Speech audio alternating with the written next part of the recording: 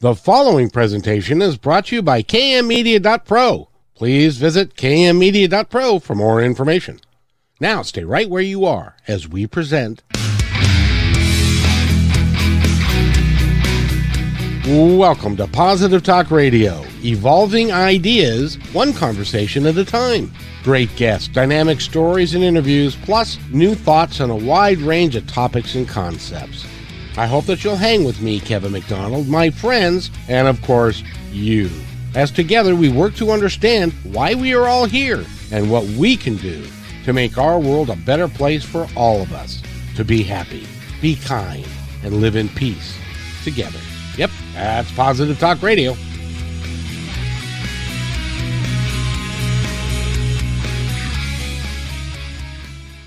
Welcome, everybody, to another episode of Positive Talk Radio. My name is Kevin McDonald, and you're listening to us right here, and we're going to talk to a young lady who is an author.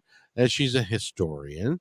She lives in wonderful Bakersfield, California, and it's starting to be springtime there, which means it's hotter than Hades, and it's going to get even hotter there and throughout the summer. But that you get used to it after a bit, I suppose. So S.C. Burns, how are you today? I'm great, thank you, Kevin. It's thankfully not sizzling hot yet, and we'll have some cool weather toward the end of March and beginning of April. But from May on, there's no turning back. It's 90 and above, so that's the standard here in Bakersfield. About how hot does it get there? What's the hottest that it gets? Since I've lived here several times, I've endured 113 to 115. That the worst has been in the last couple of summers when we've had 3 weeks over 100. It was common last summer and the summer before, 3 weeks over 100 degrees. So there's no relief when it's like that, 105 to 110 overnight, 90 to 95. So we burn the air conditioning a lot. That's why I have solar panels on my roof.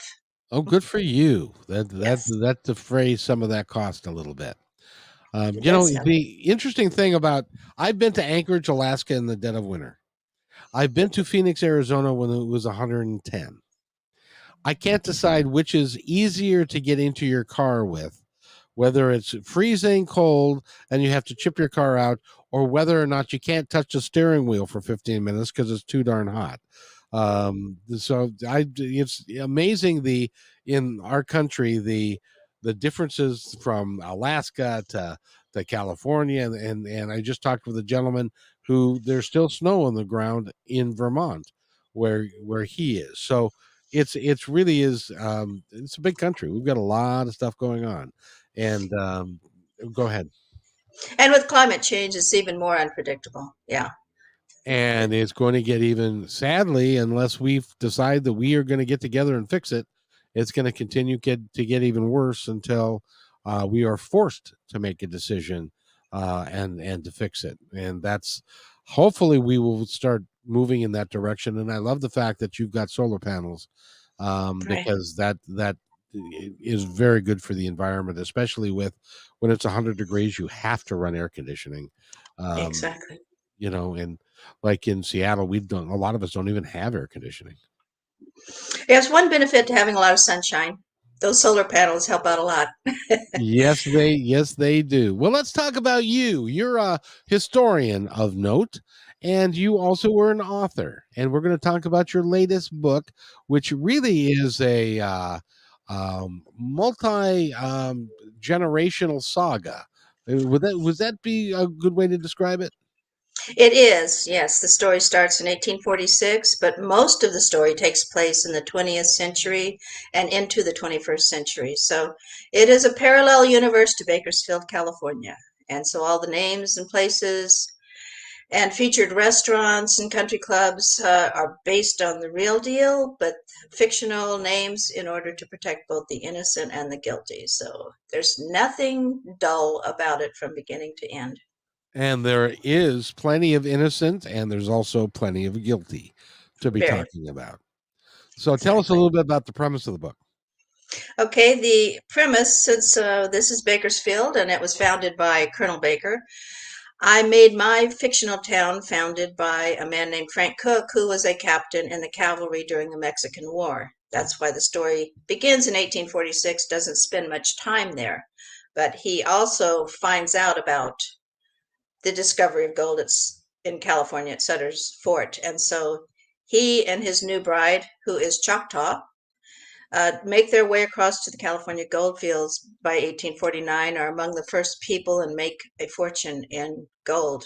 The first gold, of course, you just could stumble across it on the ground, pick up the gold nuggets, and they called it dry diggins. So he made a fortune there, but en route to that destination, they passed through this beautiful area of the, in my book, I call it San Andreas Valley. Of course, in reality, it's the San Joaquin Valley. And the Kern River was a delta back then. So it was an oasis to him and his wife Lily, and they spent some time there on their way to the goldfields. They remembered it later on and decided that's where they wanted to go and create their own settlement, and a settlement that would protect the other people in California's early history. She was Choctaw. There were a lot of Native Americans on the land at the time because the Spanish missions had closed down in 1823. Presidio went away. So now they're on the land, and the new mestizo race have to adjust to the fact that this is U.S. territory. And the Chinese that are already here in the gold fields and helping on the railroads, they also have a place to fill. So all of them come together in the fictional town of Cookesville, just as they did in the real town of Bakersfield. So I take it into the 20th century with the characters, the dramatic characters in my story, because I met many of them late in their lives after I moved to Bakersfield in the legal community. So the story revolves around a criminal investigator who works for the leading criminal law firm in Bakersfield or Cookesville. So it goes from one crime to another with a lot of heartrending and heartwarming stories in between of the real people that I have met here. It puts a face and a character to the town that Hollywood has interpreted in one way, but it's really much more diverse, much more wealthy, much more colorful, and much more of the original vigilante form of law. I wanted to ask you because I'm sadly I've driven by Bakersfield, but I've never spent any meaningful time there. And it's like it's in the middle of the desert. And what caused Mr. Baker to settle there? Was there like a lake, or was there a river that went through it, or the original settlement? What Okay. was that all about? Okay, the Kern River is still here. At the time, and that point in history, there was a huge river delta, and it spread out across the valley. So through the centuries and decades, that river has been diminished through redistribution, just like the Colorado River has been diminished through redistribution and a drying up of resources. But originally, it was a huge river delta. And when I first moved here, it was still flowing through Bakersfield. And within a decade or two, there was a famous T-shirt we like to remember. One of the hotels sold it, and it said, "Bakersfield, a riverbed runs through it." So that'll give you an idea of how it changed. Well, because it was a river delta, I imagine that the soil was very rich, and so it was conducive to growing produce and a lot of orchards and that sort of thing. And originally, and there was a lot of that there, wasn't there? There still is. There still is. It's a very agricultural valley. There's a lot of potatoes, onions, garlic, carrots, um, fruits. The as Southern California turned into a concrete jungle, orange groves moved further northward. So we've still got a lot of orange groves here. The problem is we do freeze in the winter. So sometimes they have to run the smudge pots, and sometimes they have to hover helicopters to keep the citrus from freezing. But always there are apple orchards in Tehachapi. There are almond orchards and pistachio orchards. And lots of cotton, lots of cotton. It was a big industry here in California. It still is. So all of those industries still survive and thrive. It is an Oh, agricultural valley. oh, that's really cool because isn't Bakersfield between San Francisco and Sacramento? Am I Oh no, correct? it's much further south. It's just 100 miles north of LA. You come Oh, over okay. the mountains, the Angeles National Forest, and down into the valley. So we're at the southern tip of this valley. And so the problem with that location is that a lot of the air pollution from Sacramento southward drifts down here, and we're surrounded. We're like in a U shape of mountains around us, and the air pollution gets caught here.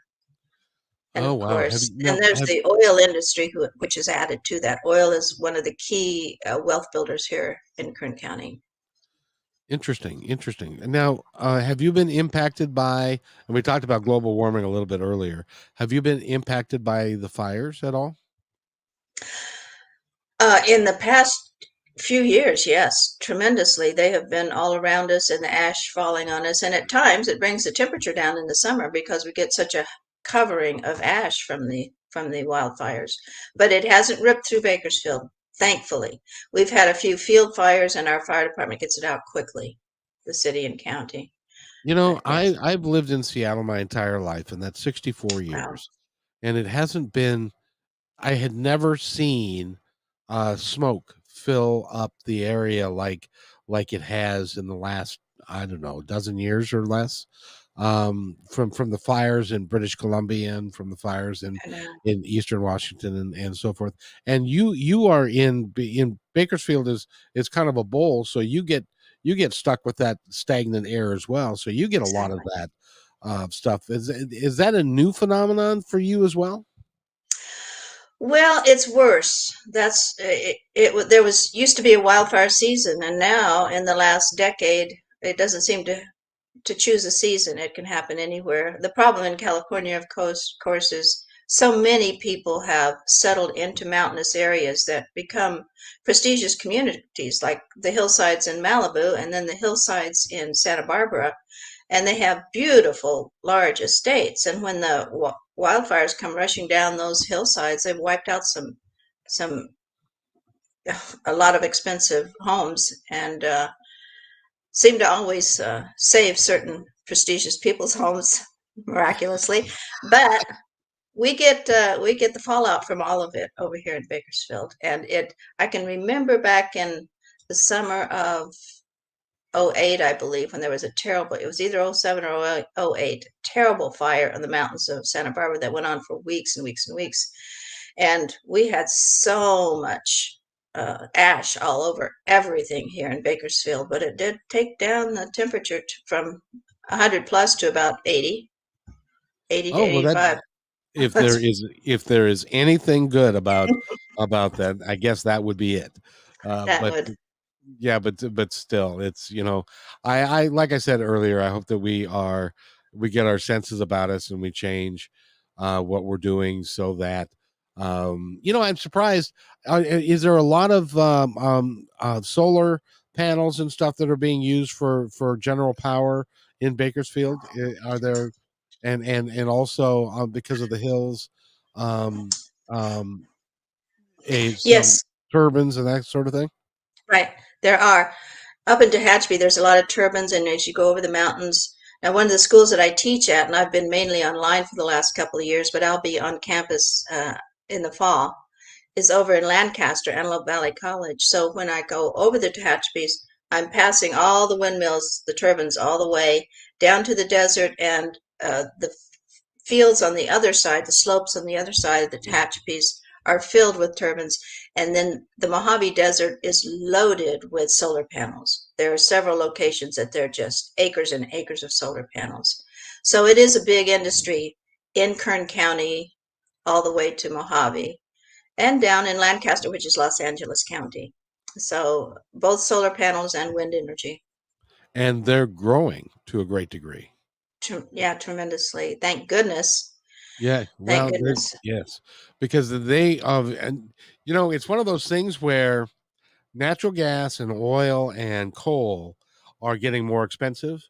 And the more that they work on the technology for clean energy fuel, like um, um, solar panels and wind turbines, those are getting cheaper, and they're creating more jobs. So I'm hopeful that we are going to end up going to that because it's going to make more economic sense to do that, as well as environmental sense.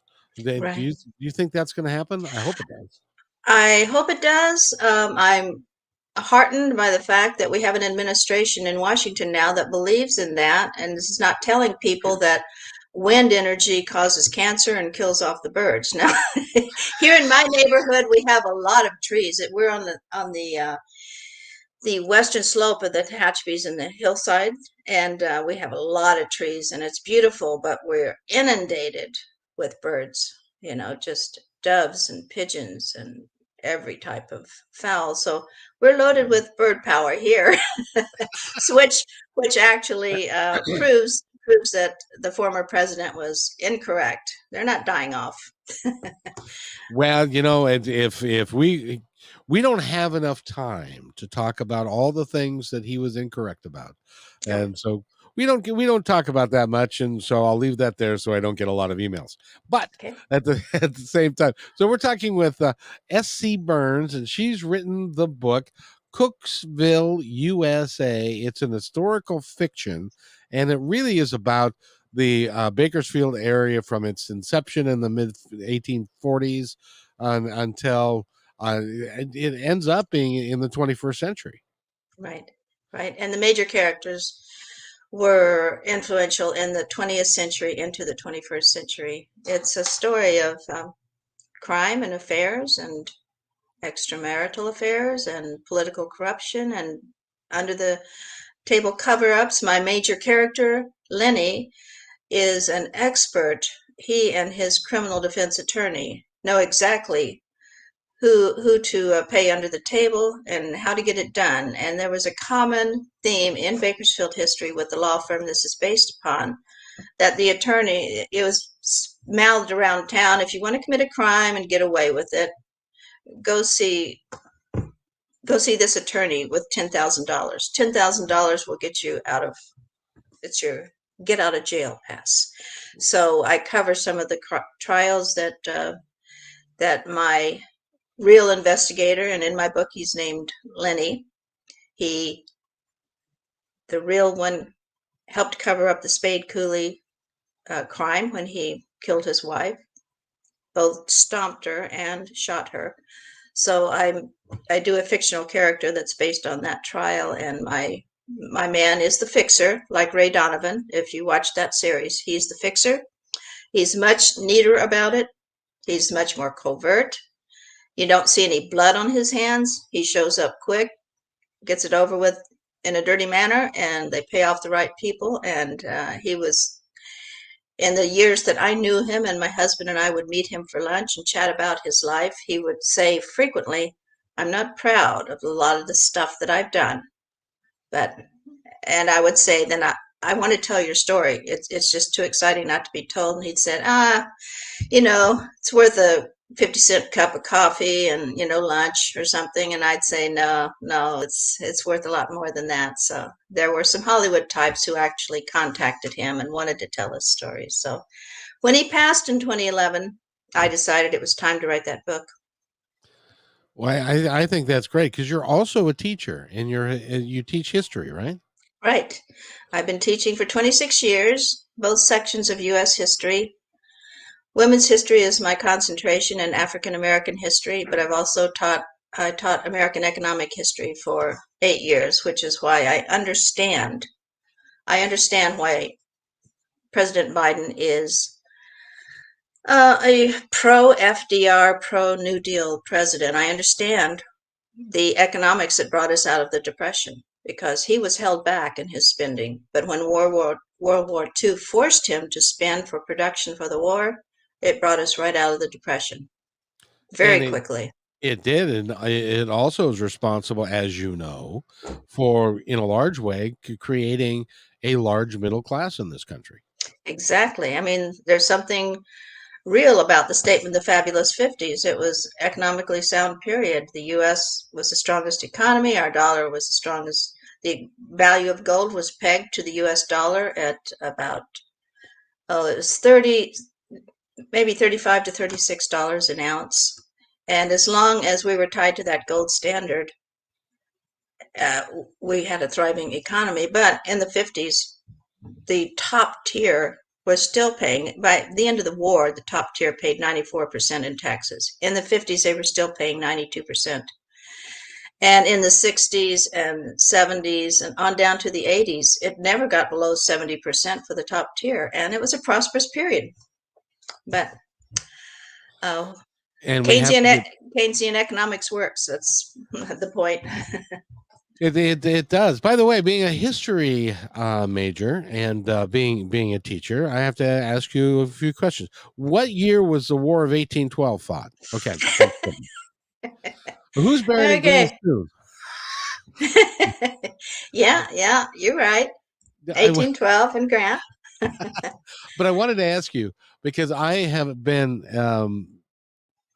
interested in history, U.S. history specifically, my whole life, and so I've studied a little bit about it. But kids today, they don't seem to have a clear understanding of the history, and also the history is changing because it's was in the history books when I was in school so long ago that really isn't the case. They've discovered that the history that we were told isn't the real history. Well, the college curriculum expanded beginning in the late 50s, 60s when students at Berkeley and the leading Ivy League colleges insist upon a wider curriculum. Everybody was tired of hearing just about U.S. military might and politics and wanted to know the rest of the story. And so by the 70s and 80s, the new social history was being taught in colleges, but it was hard to let it drift downward in K through 12 because the education system was resisting it. When we finally got there, there were segments of the country that wouldn't accept it, like the South doesn't want to teach the Civil War, and they haven't, from Tennessee to Virginia. I've toured in those areas so many times, but I've also had students who told me, I grew up in Tennessee and I never knew anything about the Civil War. I went to a Civil War battleground where a park ranger was reading a book that I'd read as a graduate student, and he said, I said, that's a wonderful book, don't you think? And he says, I'm just finding out about the Civil War. And he said, I grew up here and they didn't teach it. So I learned from my tours that they just called it the War of Northern Aggression. Those, those damned Yankees came down here and tried to change our way of life, and they won. And so they didn't want to talk about it. They didn't want to report it. So it's been difficult to get all the details of history, the real history of Native Americans and, you know, westward expansion, and tell it truthfully. But in the colleges, we do. But we get a lot of shock and awe from students who haven't heard it. And of course, and then there's that resistance, and the people that were the old heroes, they want them to remain the heroes, even if they were pretty inhumane in their methodology of taking over. One of the people that is being looked at again, new, is Robert E. Lee, and Exactly. Robert E. Lee was a Confederate general, and he fought at Gettysburg, and he was considered the premier general of his day, and but he was a slaveholder, Mm-hmm. and he also was a little ruthless, or he could very well be. and Mm-hmm. and so they built a lot of statues to him, and now it's coming. When you think about it, he was a traitor, and he killed Union soldiers, and he killed his fellow. So there's a lot of that reconnecting to actual history that we need to do so that we can move forward as a country together. Don't you think? Oh, absolutely. I don't think we necessarily have to destroy those old monuments to the Confederate South, but take them somewhere out of our face. Put them in a museum which recognizes the past.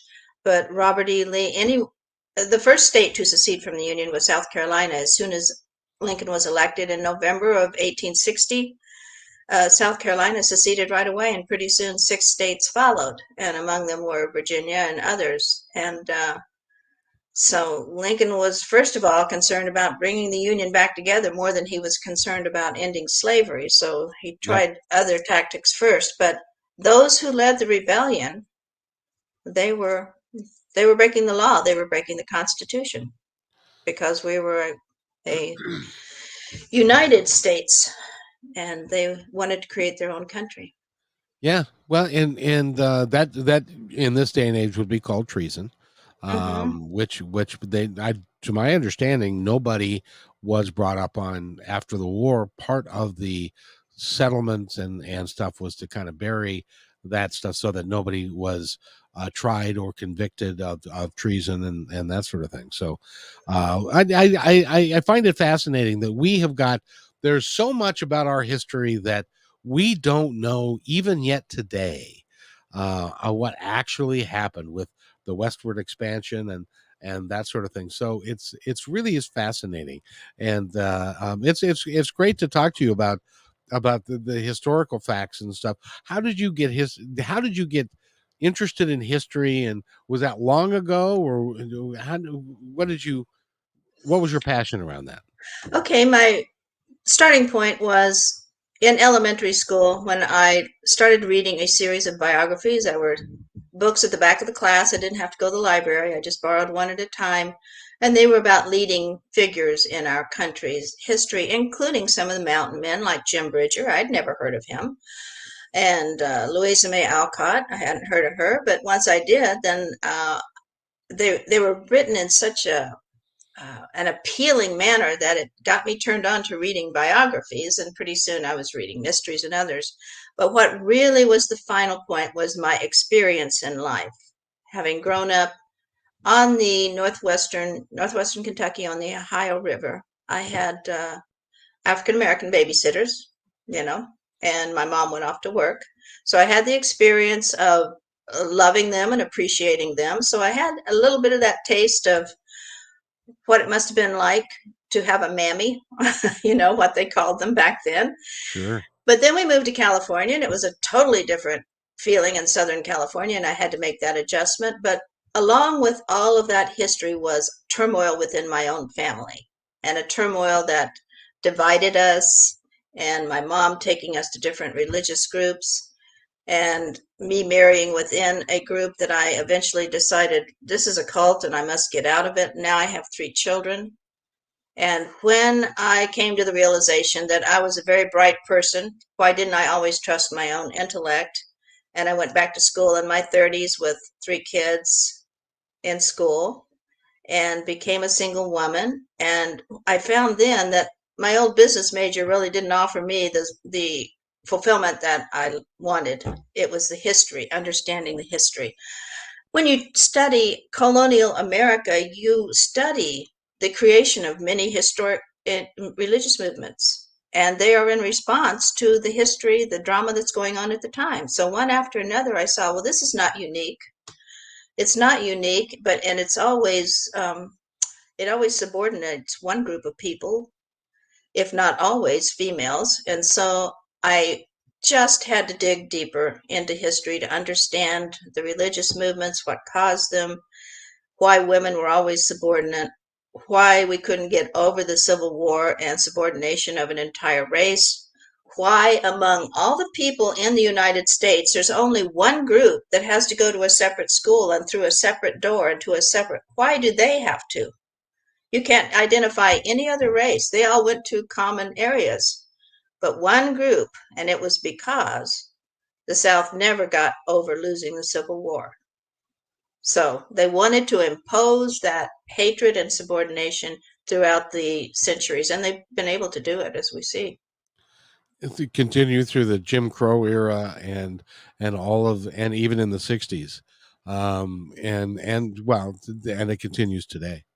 A young man jogging through a neighborhood, and he gets hunted down by 3 white men who shoot him on the run. You know? The only thing that helps us today is that uh, 50 years ago that wouldn't have been public, and Right.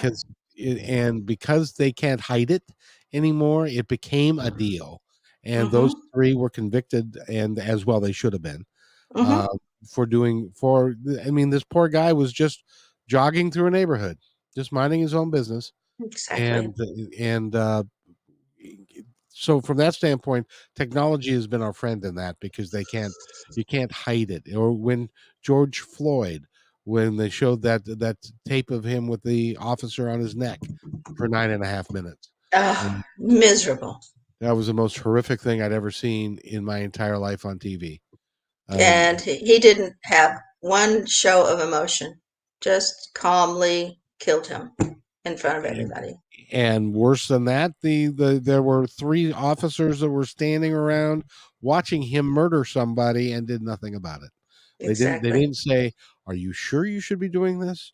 Or how about taking your knee off of his neck for a couple of moments? Or he's not going anywhere. He's in handcuffs now. Why don't you back off? None of that happened. It should. No, no, no. So between So the turmoil within my own personal family and injustice that I could see, I was constantly saying to myself as I grew up, when I'm a mother, I'll never do that. When I'm a parent, I will never do that. And I was making these, setting standards for myself. And when I went back to school, I found the way to abide by my standards is to keep on with the social justice. And so that's what I did. I had to keep looking for answers so that I could turn around and tell my children what really happens and what really should happen. when's the autobiography coming out? Well, I'm working on it as I get time. Good. I'm hoping within a year that my own story will be coming Because out. that story, I think, is every bit as good as any other story that you can come up with. Because especially, we've lived our lives in a time that is of cataclysmic change. Of It is a remarkable period in time in history, and you should tell your story about all of that. That would be Yeah, awesome. I have been told that many times. So the question is, do I fictionalize it, or do I just come right out and tell the real story? I don't think you need to fictionalize it. I think that the real story would have much more of an impact. Okay. Because if it's an autobiography, then it is, true, to the best of your information and knowledge. So Hmm. but whatever. On the other hand, there are two hands to everything. On one hand, yes. On the other hand, if you don't want a bunch of people at your doorstep, you might want to. that's the problem. Yeah, I do have some relatives left. And so you might want to say, "Hey, here's a friend of mine, and this is what happened to her Poor in her life." Sydney. Yeah, Exactly. So I don't know. That's a hard one. it because is. to tell the truth, you're going to piss somebody off. There's just no question about that. True. And because not everybody wants to know the truth. Like it's interesting, the new thing that they're talking about in college is the critical race theory. Hmm. Right. And that's become a national boogeyman of sorts, when it was really not designed to do anything like that. It was just trying to explain why the rules and the laws were written the way they are, and why they're enforced the way they are, based upon our history. Isn't that kind of more so? Exactly. It was among the legal community. That's where the term, in law schools, they were teaching critical race theory.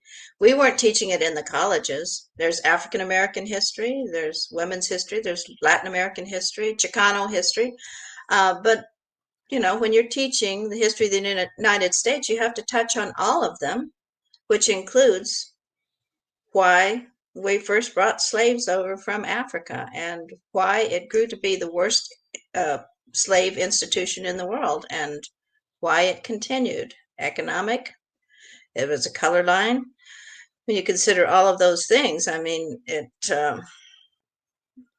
it's just the history. I try to tell my students, I'm not teaching you critical race theory. I'm just telling you the story as it happened. This is the history of our United States, and we wouldn't have the United States we have if it weren't for slave labor.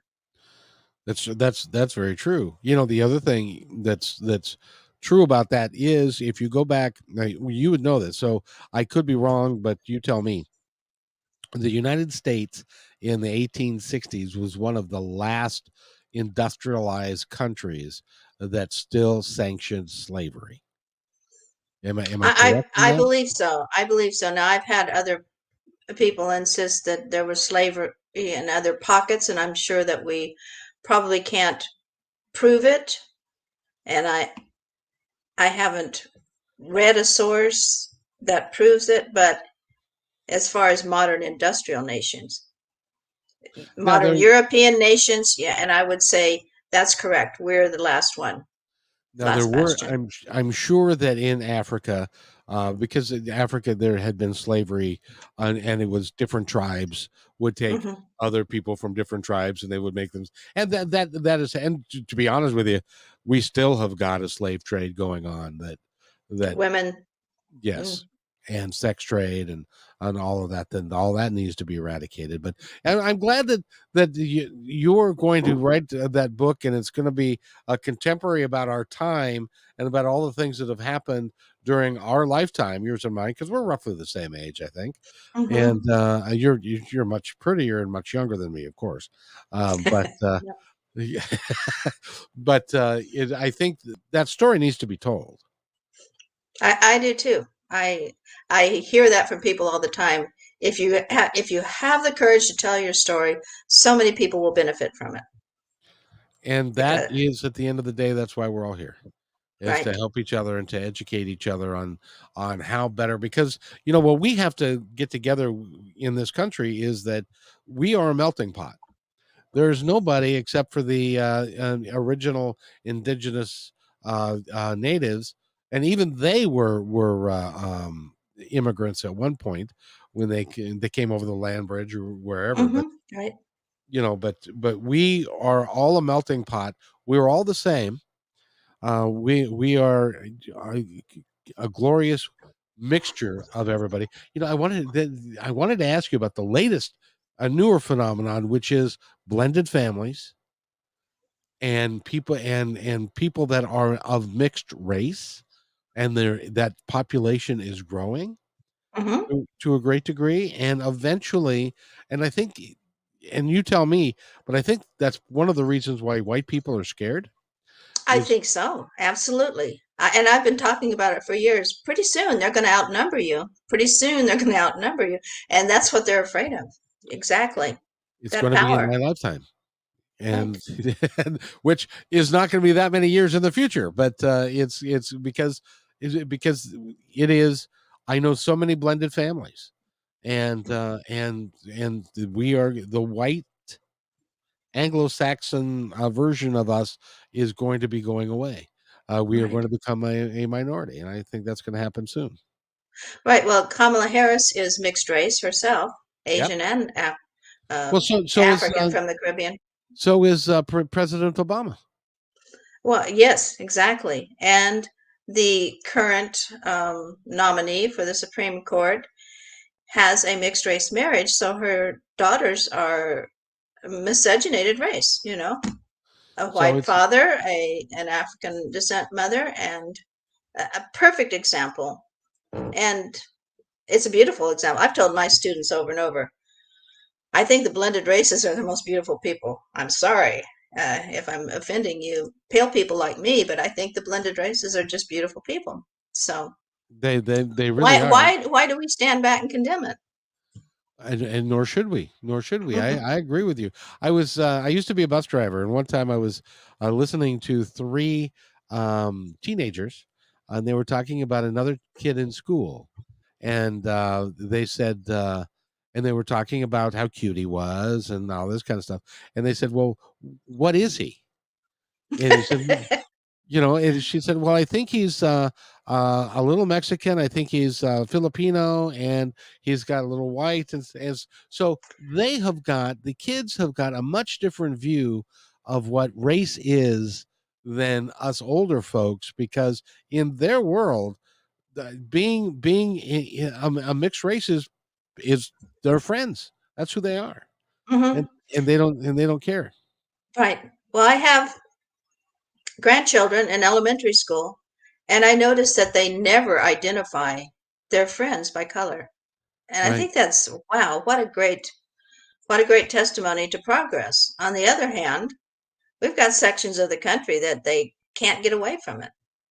So, I you know. and I've told this story before. I worked out of Arkansas for a number of years, and the attitude of people in Arkansas is so much different. We were the guy who was training me. He was a white guy, and I'm a white guy, and we were sitting in a stoplight in Fort Smith, Arkansas, and it was right in the neighborhood of where the hanging judge the courtroom was, All right. Yeah. and Judge because Roy Bean? yes, Judge Roy Bean, and there was a Yeah. movie made about him, and so I was looking at that, and I was and the guy that I was riding with, who was a native from Arkansas, and he goes, "Excuse the expression." He goes, "That's a goddamn shame." And I'm looking around, and going, "Oh, I'm sorry. What do you what you know what's a goddamn shame?" And he says, "Look at that." And in the crosswalk was a white girl and a black man holding hands. Hmm. Now, I'm from Seattle. We don't even notice that because that's just.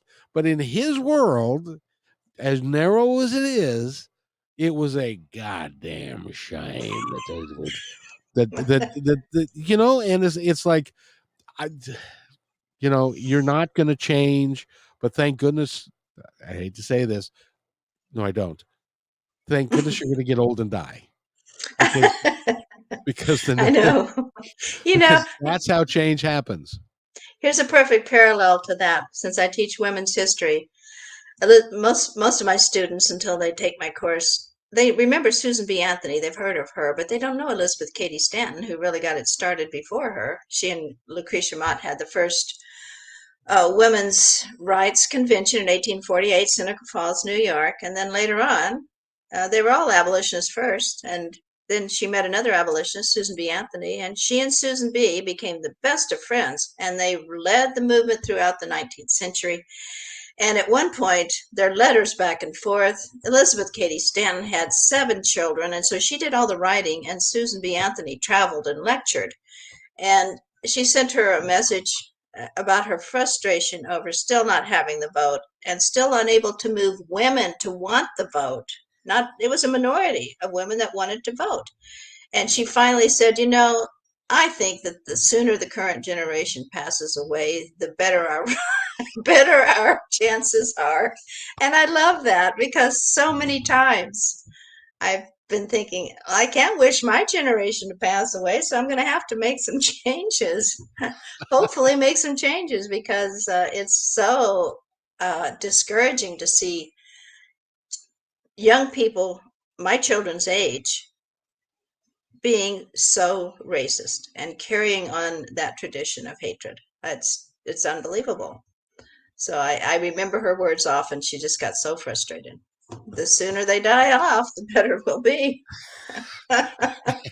So that's the same. See, that's how evolution happens.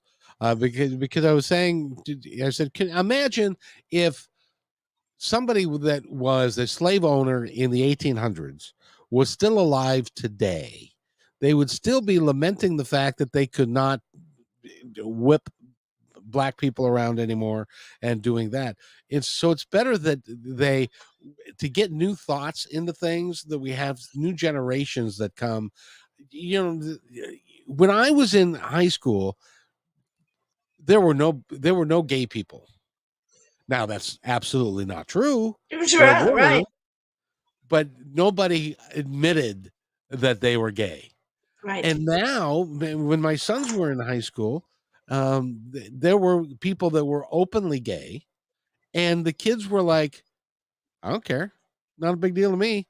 Older people thought it was shameful that there are gay people. Hmm. And it's like, the young people don't care. So as that they grow older and they're still not going to care, and the older folks die off, then we have new thoughts, and then that's how the evolution happens, I believe. Exactly. Yeah.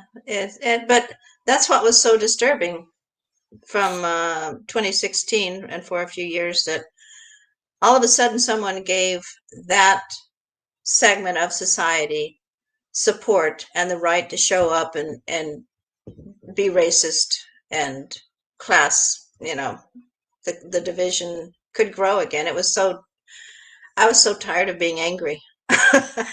Day after day, I was so tired of being angry that I you, finally say, oh, it's interesting. You're familiar with January 6th, what happened January 6th. mm-hmm. There was a guy that he's still sitting in jail in Washington D.C. He was a real good friend of my son's, and I met him on several occasions. Seemed like a very nice kid, but he went off the deep end and he became a Proud Boy. Oh, And and his family, he bought into the doctrine. His family ended up disowning him because they couldn't get through to him that wasn't the appropriate thing to do. He became well known in that circle, and he was there on January 6th, and he was one of the leaders of the insurrection. And now he's sitting in jail waiting. And so I'm hopeful that because his family took the view of let's join him or not join him, but we're going to condemn what he's doing. I'm hopeful that segment is going to go away. I think it's all been driven by fear. They're scared of change. They're scared of not being, of having what they've always thought that there was their birthright to have. white And privilege. White privilege, yeah. yeah, and those things, you are who you are, a human, and the color of our skin should matter not a bit. Who we love should matter not a bit, because it's none of my business. I don't know you from Adam and on a personal level, Sarah, and I don't know who you love, and it's none of my business. I just know that you're a very nice lady and a very intelligent person and a great author, and you need to get the book Cookesville, USA. You see how I blended that all together? That was cool. Yes. I, by the way, I have a new website, and it's very, very nice. I'm very proud of the website about my book, How to, cookesvillusa.com. and it is cookesvilleusa.com. Yes, and it's spelled Cookesville USA.com. That's awesome, and I'm how's it now? The book's been out for since October of 2021. Uh, June 29, 2021, actually, is when it was first released, but Oh, okay. This review is that I'm looking at is from October. right. Okay, how's the book doing? It's doing well. I would like to uh, see it blazing in the headlines a little bit more, but I've gotten a lot of notoriety, especially around Bakersfield, and then the PR firm that I hired in LA, the Anthony Mora Agency, has gotten me featured in many magazine articles and newspapers down south. So it has kept us steady. I've gotten 2 royalty checks and 3 from the publisher, and 3 royalty checks from Amazon. So I'm heartened that Good. it's Well, it's you a just hit here in Bakersfield, and it should be a hit everywhere, because it's the story of one town which really is a mirror of America, the United States, and what goes on in what seem like small towns. Bakersfield's over 500,000 as far as the extended population here, but it's I think it would exciting. be I think it would be a great miniseries. I do too. I'd like to see that. We've been working on it. And the trailer is on my website, cookesvillusa.com. So the Moore Agency has created a pitch for books to movie. So you can see more of that on the Oh, very website. good. Lindsay does a real nice job. She works hard for you guys. Yeah, I like her very much. And Anthony, and the books to movie gal Amanda. All three of them are very, very positive and helpful. Very nice. Well, we are wrapping up our time together, and I want to thank you for being here. This has been a fascinating discussion, and I've really appreciated it. Well, I know I liked you the first time we met, and I just knew this would be fun. So thank you very much for having me on. Oh, you're more than welcome, and it is fun. And by the way, before we go, is there anything that you'd like to tell our audience, the ones that are listening now or that are listening in the future? The floor is yours. Okay, if you like exciting mysteries that unfold in a surprising manner over and over through the decades, if you like criminal stories, crime investigation, if you like stories about the mob, this book based on Bakersfield and the law firm and the criminal investigator, they rub shoulders with the mob a lot in Vegas and in Bakersfield. There's a strong Italian community here, and so Cookesville has a lot of that activity and connection going on, including Bugsy Siegel. So read Cookesville U.S.A. for an exciting time and a lot of really good sex. Ooh, dare I say that word. Mm-hmm. Mm-hmm. And by the way, if you're unfamiliar with who Bugsy Siegel is, he was one of the people who actually created Las Vegas. Exactly. So he, it's a fascinating read, and it should be, and it's a saga that is multi-generational, and that's really cool as well. So yes, and I'm waiting for your biography or your autobiography, however, or your historical biography, however you choose to write it. That would be great as well. So, anything else before we go? Well, it's been a pleasure, and I hope to keep writing and sharing the exciting stories of the Valley as well as my life, because there's nothing dull about it. Nope, and I think you have to. It is part of your contribution to our society to be able to write that, and because you've lived through some amazing changing times. We really have. So yeah, and I'll be following you, Kevin. Well, I appreciate that, and I'll be getting you the links and all of that. But you stay right where you are. I've got to do this, and I'll be right back. All right.